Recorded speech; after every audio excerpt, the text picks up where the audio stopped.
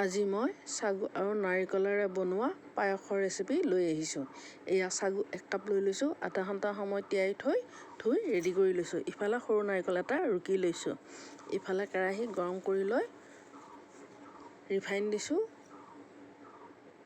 ঘিউ দিছোঁ আৰু এতিয়া সাগুখিনি দি অলপ তেলত ভাজি লৈছোঁ। 5 মিনিটমান ভাজি ল'লোঁ।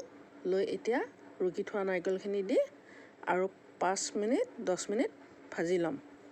10 মিনিটমান ভাজি ল'লেই হ'ল। এতিয়া চুগাৰ ফ্ৰী এড দিছোঁ, দি আৰু অলপ সময় লৰাই দিছোঁ। আৰু এতিয়া আধা লিটাৰ গাখীৰ ঢালি দিছোঁ।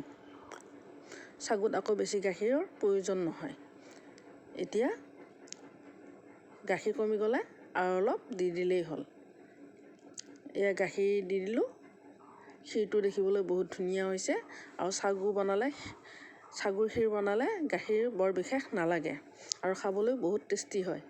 এয়া মোৰ সাগুৰ ক্ষীৰ ৰেডি।